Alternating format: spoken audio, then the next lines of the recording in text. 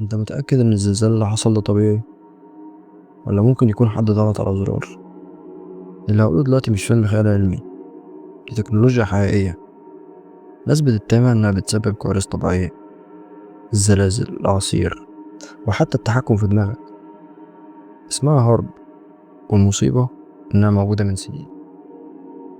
في آخر كام سنة بدأت الناس تلاحظ حاجات غريبة، زلازل كتير في أماكن مش معتادة وبقوة أكبر. زلزال تركيا، المغرب واليابان وحتى مصر. هل دي صدفة ولا في ايد خفية بتلعب تحت الأرض؟ في ولاية ألاسكا الأمريكية في قاعدة عسكرية اسمها هارب، مشروع تابع للجيش الأمريكي، بيشتغل على دراسة الأيونوسفير، دي الطبقة العليا من الغلاف الجوي. بس الغريب، الناس بتقول إن المشروع ده مش للعلم، ده لتجارب السيطرة على المناخ.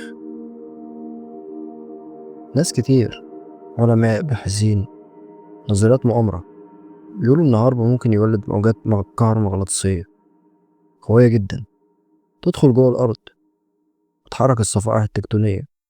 يعني الزلزال مكانش طبيعي، كان مفتعل.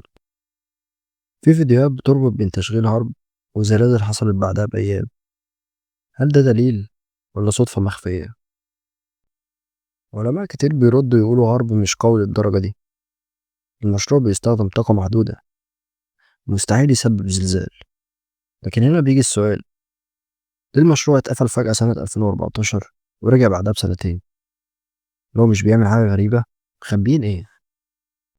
في ناس بتقول ان هارب ممكن كمان يسبب أعاصير، يتحكم في مزاج البشر عن طريق موجات معينة، ممكن كمان يشوش على طيارات وأقمار صناعية. فكرة إنك تتحكم في الطبيعة كانت خيال علمي، لكن دلوقتي ممكن تكون واقع بنعيشه، احنا مش واخدين بالنا. لو الزلازل فعلا بقت أكتر، ولو فعلا في مشروع بيقدر يسبب ده، يبقى السؤال الحقيقي هو، مين اللي معاه الريموت؟ ومين هيكون الضحية اللي جاية؟ قولي في الكومنتات، انت شايف الزلازل دي طبيعية ولا في حد بيلعب في الكواليس؟ استنوني في الفيديو الجاي، هيخلي مخك هيولع بجد.